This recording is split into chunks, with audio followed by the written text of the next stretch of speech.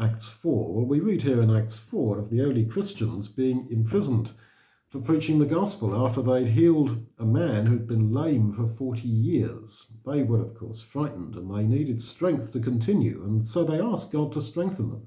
They said, Lord, look upon their threats, and grant to your servants to speak your word with all boldness.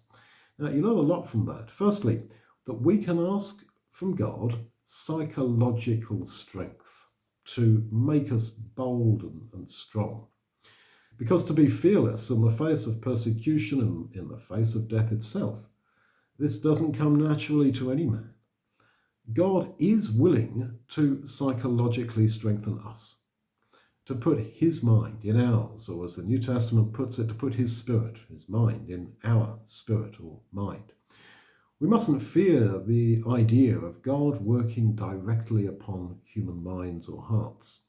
We all tend to be rationalists, to be kind of empirical, to trust only in what is tangible, to assume we can do things in our own strength. But all these natural positions, let's say, which are held by every man, are radically challenged by the Christian message. Once we accept the reality of sin, the simple fact of our own weakness, then we come on our knees begging for God's help. And he's willing to give it. He can strengthen human minds, and he's willing to give that strength, as he did here, giving these men psychological strength to carry on preaching in the face of persecution.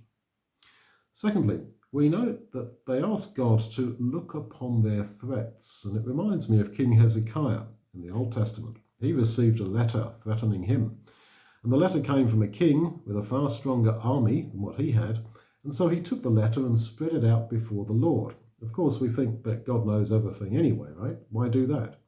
Why ask God to, as it were, look at a letter or listen to the threats being made by the Jews against the Christians there in the book of Acts?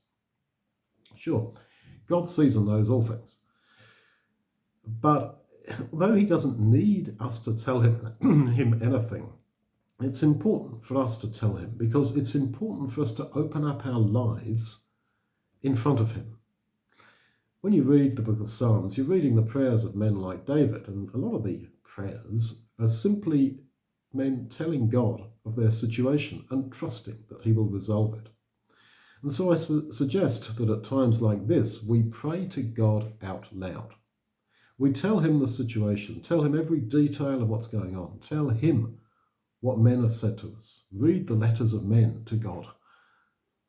He, of course, knows, but it's hugely helpful for us to do this, whether it's a nasty, threatening email or a letter from a hospital with very bad news about your health. He knows. But tell him about it. It reminds us that truly, absolutely, he knows and understands all things. He's not a God who is far off, so distant that he's somehow disconnected. He's our loving Father, passionately concerned for us and absolutely all that we go through.